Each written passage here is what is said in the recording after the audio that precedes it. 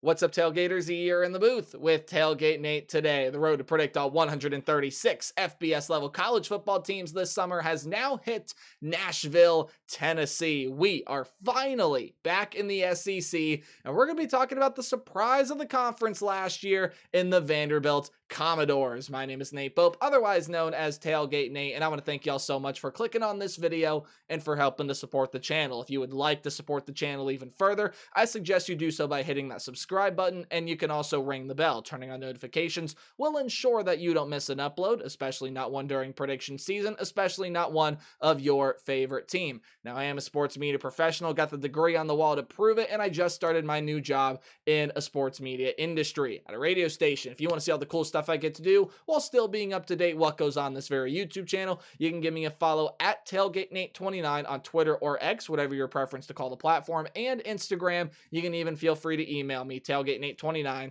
at gmail.com. Thank y'all so much for supporting and interacting with me and the channel in whatever way you may be doing so. And with all that said and done and out of the way, guys, a team I have been really excited to dive on into this year, the Vanderbilt Commodores, as we are finally back in the SEC. And Vanderbilt this season led once again by this man over here in Clark Lee. What a phenomenal job he has done with this Vanderbilt program. No longer are teams throughout the SEC going to look at their schedule and say, oh, we're playing Vanderbilt, that's a win. And the fan bases shouldn't do that either. This is a Vandy team that surprised a ton of people last year, pulled off a really big upset at home against Alabama, and they got a lot of pieces back to do some more damage in the SEC this season. How do we do preview predictions on the channel? Well, we are going to go through a roster overview. The offense is going to be over here to the left, and the defense is going to be over here to the right. And at the end of the video, we're going to go through the Vanderbilt football schedule. I'll give it a game-by-game preview and prediction, and this video overall will tell you what I think about the Commodores in 2025.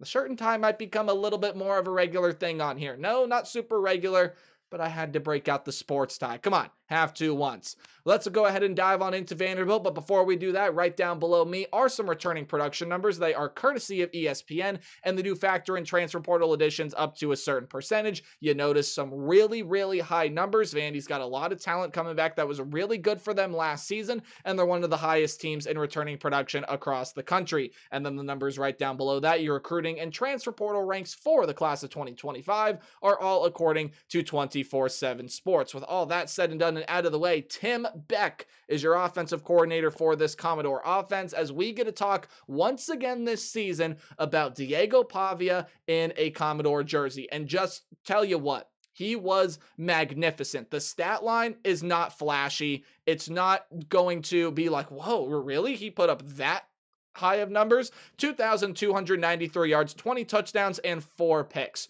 Again, a very good, respectable stat line, in my opinion. It's nothing earth-shattering. It's nothing game-wrecking. But Diego Pavia affected the game in Nashville differently. He affected the game, and he affects the game. He will do so again this season. Unlike any quarterback that Vanderbilt has had, at least that I can remember in my lifetime. Maybe some of the Commodore diehard fans can name something down there. But Diego Pavia is not just the one-trick pony. No, he's not just a guy that's going to sit back and sling it out. He led the team in rushing last year, 800 yards and 8 touchdowns and 193 carries. And yes, sack yardage is included in that, but it doesn't really take off too much. He was sacked 18 times last year, and you take off 127 rushing yards from that total. That's how you get to 800. All in all, 4.1 yards per carry. It was a really good season for Diego Pavia, and there were just moments where you could see how passionate he was and how good of a football player and how emotional of a football player he is. He puts this Vanderbilt team on his back. I think he's going to have a couple moments where he does so here this season as well. He's back to lead the charge in Nashville again. Terrific. You get a gamer, an absolute gamer back. I love Diego Pavia. I already liked him at New Mexico State. Last year made me fall in love with him, and I'm sure a lot of other fans out there watching this video have that same sentiment. When we talk about other running backs that are going to be leading the charge as a true running back game with Diego Pavia, Pavia back there. It would not surprise me in the slightest to see Diego Pavia lead this team in rushing again, but your top two backs in Cedric Alexander and AJ Newberry are going to be coming back, and they are even joined by a transfer that's going to add another piece into this room in Michaelan Young. So you add in Young to two already pretty solid pieces. Cedric Alexander last season, 586 yards and 6 touchdowns. Newberry, 185 yards and 3 touchdowns. He only had 41 carries. That is right around 4.5 yards per carry. Each of them got their production, and now you got another guy in Michaelan Young that you can throw into that mix as well. Look, Alexander, Newberry, and maybe even you can say the same thing about Michaelan Young, are not super flashy runners. They're not guys that are going to average 6-7 yards per carry, but they are very, very effective running backs, and I think you got yourself a stable of backs here that you can go 3 deep into. And if you want to count Diego Pavia in the run game, your run game is 4 deep. You got a lot of guys that can pose some different things and confuse defenses and throw different looks. I think you got a good stable of backs here this upcoming season. Your wideout room, though, pass catching room, it is going to lose some pretty solid pieces. But big pieces do come back. Again, there are some really good pieces that leave, but a lot of big pieces return. Most notably, out of the wide receiver room is Junior Sherrill. Junior Sherrill had 411 yards and 3 touchdowns and was the leading receiver among wide receivers last season here for this team. Now, you are going to be losing Quincy Skinner Jr. He is gone and off to the Atlanta Falcons in the NFL. I do not believe Loic Fwanji is going to be coming back either. I believe he has exhausted his collegiate eligibility, and yes, that would be correct. So he's no longer here. So you're going to have some new guys that are going to need to step up. And, well, what better way to do that than bringing some really talented pieces through the transfer portal? Check these names out. Trent Hudson is going to be coming over to this program after being at New Mexico State. I think he might have even played with Diego Pavia, was at Mississippi State last year. Bam, he is transferred into the program this season. Trey Richardson was an exceptional wide receiver at the Division II level at Washburn. So you're going to see him get some good playing time here in Nashville. Chance Fitzgerald is another transfer that comes in, and you could mark some other returners in there as well. All in all, I think it's a wide receiver room going to be led by Junior Sherrill. I think it's a wide receiver room that overall is going to see more production this year. They did not have a wide receiver with more than 30 catches last season. I think that's going to change, and I think Junior Sherrill is a big reason of that. I think he's a really, really talented player, the true junior. I mean, come on, you can't script that stuff. Junior, the true junior, I think is going to end up having a massive impact, as well as some of these transfers that I mentioned their names of. However, the overall lead target and your top tight end from last season, a converted quarterback in Eli Stowers. He also, I believe, a transfer coming over from New Mexico State. Yes, he was, where he played there in 2023. Had a great season in 2024. Led the team in every major category. 49 catches, 638 yards, and 5 touchdowns. Was an amazing target. He's going to return with Cole Spence. You got yourself a solid tight end duo right there. 3 starting roles are going to need filled in on the offensive line, but honestly, when you take a look at this offensive line room, it really wasn't that bad last season. Not at all. Sure, there were a couple of moments here and there, but it held its own fairly well against some really tough defenses throughout the SEC. Only allowed 18 sacks last year. You do have a lot of transfers coming into this room. In fact, according to ourlads.com, the offensive line could see 4 transfers start on the offensive unit. A guy that probably is going to end up getting the starting role at that right guard position is Chase Mitchell. But a lot of the other roles, they can be pretty competitive, and transfers are going to end up filling most of those gaps there as well. Get back to the offense in a minute. You switch on over to the defense in Steve Gregory. The Vandy defense did take some steps last year, but improvement can be expected again here in 2025. This is the Vandy defense that just gets ran all over, usually gets ran all over. They are not really competitive. They don't make any of the game-changing plays. Last year, you saw that. Last year, you saw this Vandy defense step up, especially in the game against Alabama. There were some massive plays made by the Vandy defense in that game. And overall, last season, you just saw a tick up in production and progression. They got better last season, and I think there's a real good chance of that happening again here in 2025. Overall, good pieces are going to leave the defensive line. That should say pieces, not peace. Again, yes, plural, overall good pieces are going to be leaving this defensive front. However, a major sack leader is going to return, and then you do get some additional transfers that are going to be entering this room as well. On top of the fact that you just got a lot of solid returning talent that's going to be coming back here. So, sack leader from last season was actually a linebacker. We'll get back to his name in a minute, but among defensive linemen, it was a guy by the name, and I'm probably going to end up butchering this name, but Corday Sindor. He had 4 sacks off the defensive line last year, and that was the lead mark among defensive linemen last season. Again, you do have a lot of good talent up there. I will butcher this name as well. Yelanin Awatara. I definitely butchered that one. Miles Capers is a graduate student that's going to play the razor position, sort of a combination edge rusher linebacker. You can play him anywhere. And then some of those transfers I mentioned, Mason Nelson, Keanu Coate, Aaron Bryant, and so many other names that enter through the portal. Top 3 tacklers from the linebacking units are all coming back, and it could potentially be the best unit on this defense. Listen to some of these names coming back. I already told you about Miles Capers, the sort of duo edge rusher. Yeah, he had some good production for him last season. Bryce Cowan, that's a really good name coming back. Langston Patterson, he's going to be coming back. And then the sack leader from last season, and Nick Rinaldi, he's going to be coming back as well as the projected second stringer on ourlads.com. But he absolutely, definitely can have a major impact on this team as well. Oh, and you also I also forgot to mention their lead tackler from last year, and Brian Longwell, is also going to be coming back. And again, Keanu Coate is that transfer that's going to come in, play that edge rusher razor position. So you got 6 guys I just named right there that are all, I think, going to see fruitful seasons out of this linebacking unit. It's going to be a really hard group to try to break through this second level. Your top 2 tackling defensive backs are gone. Their names go as follows. CJ Taylor, really good piece out of the safety room for him last year. 64 tackles, 3 pass defended, and 2 interceptions, which was tied for the team lead. And you do lose another safety in Dericky Wright. He is going to be gone. However, you get a massive return in the cornerback position when Martell Height is going to be coming back. 33 tackles, 4 passes defended, 2 interceptions. Again, that was tied for the team lead last season. And you do get a pair of transfers that are going to enter this back end to try to help you out. CJ Hurd is going to be coming in, and he probably is going to start out of that safety position. I think they might switch him to corner. He can really play anywhere. 82 tackles and a pass defended, as well as a forced fumble. Yes, he will be playing that safety position this year over with Florida Atlantic. You do have Randon Fontenette, who is going to be coming back here as well. And actually, he was one of the 3 leading tacklers last season. He plays that star position, so combination linebacker, defensive back.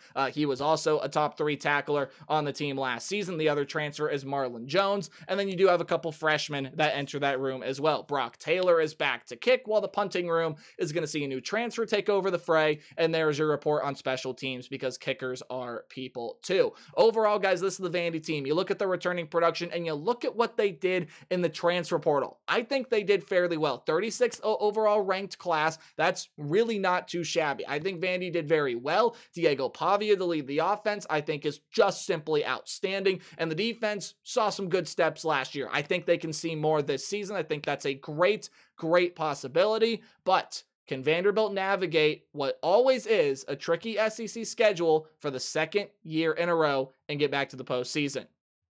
Well, we're going to find out here in just a little bit, because over here is the 2025 Vanderbilt football schedule. There you go. That should make the text look a little bit better. But before we dive on into this, let's look down below me. Odds courtesy of FanDuel, not me telling you to go place your money. You do what you want with that. It's just some good odds to show you some context on how good Vandy is going to be this season in the eyes of odds makers. They are current as of recording this video. As always, are subject to change, plus 30,000 odds to win the conference. Yeah, we know it's a long shot for Vandy to do that, but plus 10,000 odds to win the Natty. Yeah, we know it's a long shot for Vandy to do that. And 4.5 is that win total. Well, you take a look at the schedule.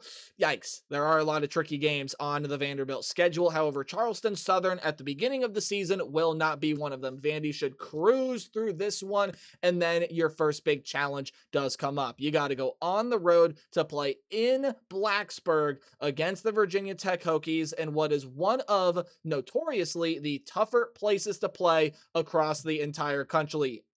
And Virginia Tech has got some great talent this upcoming season. They are going to be returning Kyron Drones at the quarterback position, a guy that I really like a lot, especially if he can take that next step in his progression. You're bringing in Donovan Green and Cameron Seldon through the transfer portal to pair with Aiden Green, some really talented wide receivers. Terrion Stewart's a running back transfer that lit it up over at Bowling Green. He has since transferred over to a Power 4 program where I think he is going to get just some absolutely massive numbers, some really good production, I think is what you're going to see out of him. Defensively, ton of good transfers come in, ton of good pieces do come back. This one to me, again, Vanderbilt, I do think was able to beat Virginia Tech last season. So this one here, now you're flipping sides. You're going into Blacksburg. Maybe this is a night game. I don't really know if it will be. Maybe it will be. This is a massive game for both of these teams. I think Virginia Tech is going to see some improvement this year. But again, there are going to be moments in this season where Diego Pavia puts this team on his back and says, don't worry, guys, we aren't losing this game. I think on the road in Blacksburg is one of them. There are a ton of transfers that are trying to fit into this Virginia Tech lineup, offensively, defensively. While Vanderbilt's one of the top teams in returning production, they know what they got, and they're trying to fit in very little. Now, the offensive line against that Hokie defensive front, I do think is going to be a little bit of a challenge, but I think Diego Pavia is enough and is dynamic enough to be able to help Vandy beat Virginia Tech. And you move on now to the week 3 game on the road against South Carolina. Welcome to the tricky schedule of the SEC. Hey, Vanderbilt did pull off a home upset last season. This one is on the road, and you can't really count on, a stupidly big upset like that happening. You could pick some. I know I definitely have, so I guess I'm being a little bit of a hypocrite there, can't I? However you slice it, I think South Carolina is the more talented team here. Lenore Sellers, I think, is going to be really hard for this Vandy defense to keep in touch. Nick Harbor, I don't think there's anybody fast enough on this Vandy defense to keep up with him, the true junior speedster wide receiver. They got some good running backs. The defense has got a ton of good weapons led by the last season freshman phenom defensive edge rusher in Dylan Stewart. And they got a ton of other really good defensive line pieces up there. That's going to give this Vandy offensive line some hell. And I do think South Carolina more talented in pretty much every facet. I do think the Gamecocks are going to win that game. However, Vandy's going to win their next two here. Georgia State probably going to end up being one of the worst teams in the Sun Belt Conference this year. And then Utah State probably going to end up maybe not being one of the worst, but they're definitely in that bottom tier in the Mountain West Conference this season. Got a lot of pieces, a lot of roles they need to fill, a lot of things that have got to improve, and you're just playing an SEC opponent on the road with a dynamic quarterback. Yeah, Georgia State, Utah State, pretty simple wins there for me for Vanderbilt. So, okay, all you need, 2 conference wins. That's it. Just 2 conference wins, and you get in to the postseason. Last year, they needed 3 because they lost a non-con game. Very well could need 3 this season as well, and I'll talk about that a little bit later. Right now, though, your first game in a full slate of SEC, you got a little taste on the road against South Carolina. Probably going to be one of the better teams in the conference this year. Alabama is going to be really good this season. Jalen Milroe is a very big loss. But Ty Simpson is a quarterback that more fits what Kalen DeBoer is used to doing with offenses he has coached. He is that true pocket presence quarterback. Still got dynamic running back pieces. Ryan Williams leads a really good wide receiver room. The Bama defense is absolutely loaded, especially in that secondary. And Vandy is not going to be Alabama for the second straight season. If Vandy is going to pull off an upset like they did last season with a home environment, this is really their only game of that magnitude that they have at home. And it is this one here against LSU in week 8. I just like the Tigers too much. I think Garrett Nussmeier is going to be a Heisman contending quarterback this year. Still on the fringe of if I think he gets to New York or not, but he at very least is going to be in that conversation. I think he's a really, really good player with some really dynamic weapons at the wide receiver position. LSU did stupidly well in the transfer portal there with Nick Anderson and Barry Brown to join Aaron Anderson. Caden Durham is a sophomore running back that is poised to break out after an excellent freshman campaign where he showed a lot. You are going to be getting Harold Perkins back off of, again, another really, really bad injury. He stays healthy. He's one of the best defensive players in the entire country. Transfers come in big bulk in that defensive backfield to help it improve. Year one under Blake Baker was a success. Year two, probably going to end up being even better. It's an LSU team I just like a whole bunch, and I do think that they are going to be able to beat the Vanderbilt Commodores with some relative ease. This is a hinge game for me. This is a game that you could teeter either way on because even though Missouri lost a lot of pieces last year, Brady Cook, the quarterback, is gone. Luther Burden, the wide receiver, is gone. Lots of defensive pieces are gone. They're still going to be a fairly competitive group this year, and a lot of people around Columbia, Missouri feel like that Bo Pribula is a guy that they're going to have some tremendous success with, and I do think that he's going to be a solid quarterback for you. But again, there are going to be moments this season where opposing defenses, I think, are really going to struggle trying to contain Diego Pavia and contain his spirit, his skill set, and just everything that this Vanderbilt offense is going to possess this season. I think it's going to improve in just about every facet. Maybe the offensive line is the only real room it takes a step back in, but even if it does that, I don't see it being by much. I think Diego Pavia has some bigger stats than he put up last season. I think this is a wide receiver room with all the transfer pieces that is really good. The running back room is going to be solid, and you're going to see a lot of guys with more production this year. It's also a deeper room, and it's a Vandy defense that I just think is going to take another step in the right direction this season. Missouri's losing a lot of talent. They're going to fall back. How big of a regression is there? Apologies for the noise outside. I don't know if it's going to be super sizable. I still think Missouri's a team that's going to get into the postseason, get into a bowl game, but I do think Missouri loses this one. Vanderbilt and Diego Pavia are going to be hard to defend this season. And especially with the way that defense is continuing to improve, they're going to keep making bigger and bigger plays as the season goes along. And this is a very, very winnable game for them. It absolutely is. And I think Vanderbilt gets it done.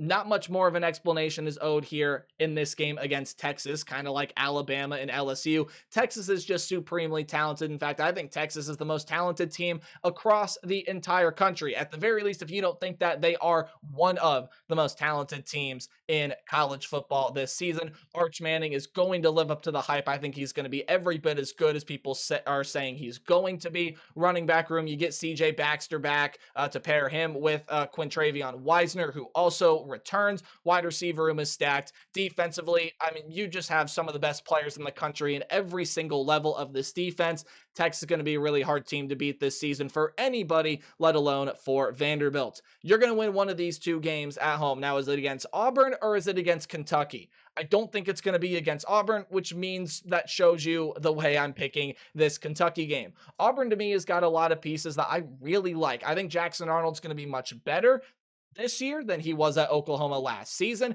The Auburn running game should be pretty solid. Auburn wide receiver room, guys, they sneakily got one of the best wide receiver rooms in the entire country. And honestly, I said sneakily, it's really not even that sneaky. Cam Coleman, Malcolm Simmons as true sophomores, and then Eric Singleton transferring over from Georgia Tech. Woo, that's quite the trio to have to deal with, and I don't think the Vandy secondary is going to keep up. Quite simply put, for this game here against Kentucky, a lot of pieces have to fit for this Kentucky team. Zach Calzada is going to be the new quarterback this year. There are new wide receivers. There are new running backs. There are new defensive pieces. And it was a Kentucky team that, compared to what we have seen out of Mark Stoops' Wildcat programs in the past, it was a very, very disappointing campaign. And while I don't think another disappointing one would necessarily immediately lead to Mark Stoops firing, I just think a lot's going to have to fit and a lot's going to have to mesh in and fit well together, I really like Vandy in this matchup. I think, again, like Missouri, it's a very winnable game for them, and I do think they win. I think Tennessee is going to take a great big step back this year. I just don't think Tennessee is going to be as good of a team as they've seen in the past. Losing Nico, but it's more than that, right? Losing Dylan Sampson, losing all the wide receiver pieces, losing James Pierce, and now you're having to switch styles a little bit. There's still too much talent on this Volunteer team, though, for me, especially in Neyland. I do think they beat Vanderbilt, and you're looking at a 6-6 season for the Vanderbilt Commodores. With the mark of this program, that is a rousing success. If they keep this up, well, the expectation to reach higher and higher in the SEC is going to start coming sooner and sooner. That's all for this video. Let me know your thoughts in the comment section below, and remember to play hard but tailgate harder. See you guys in the next video. Goodbye.